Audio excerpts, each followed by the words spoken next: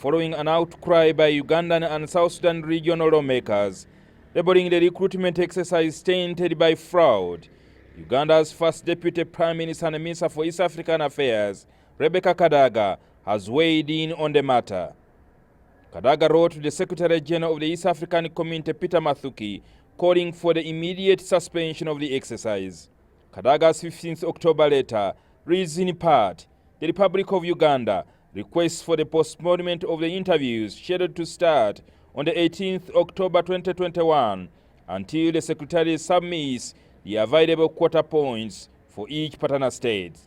Our position, I think, has been well articulated in the letter that has been sent to the community that is written by the Minister for EAC Affairs, the Right Honorable Rebecca Kadaga, which position is that the recruitment process has got to be halted.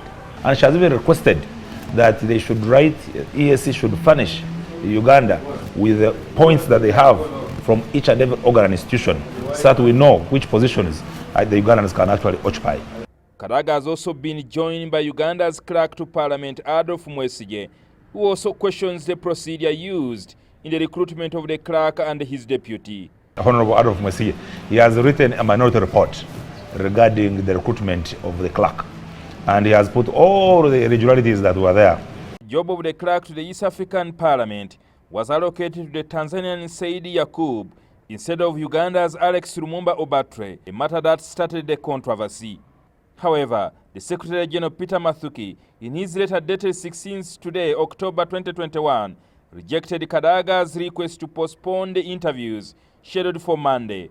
Dr. Mathuki says in his letter that all the air tickets for the panelists have already been sent. He said it will be costly and will lead to litigation.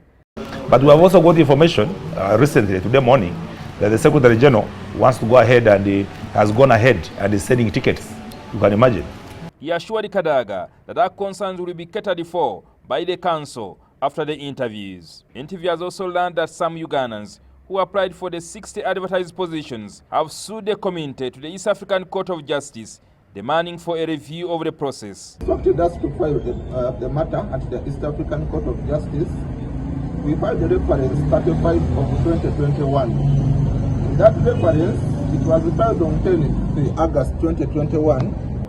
He continued with shortlisting the applicants. We rushed to court and filed another application seeking a temporary injunction. In turn, the Secretary General Peter Mathuki has promised to address the grievances of South Sudan, which is expected to get 15 positions as part of the affirmative action exercise. However, South Sudanese representatives are also opposed to the decision. The council has to approve it.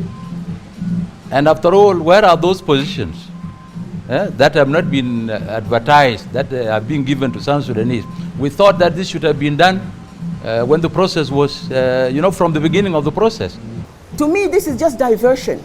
Trying to reduce the discussion that is to do with South Sudan or Uganda is taking away from the real issue, which is the irregularities. Now, if the regulation was followed, if the laws that was laid down by the Secretariat itself was followed, we wouldn't have this discussion.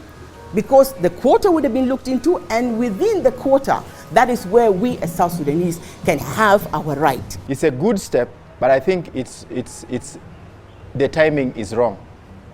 The timing is wrong in the sense that it is coming in the middle of a recruitment exercise. Minister Kadaga is expected in Arusha on Tuesday next week when the assembly reconvenes. Jingo Francis, NTV, in Arusha, Tanzania.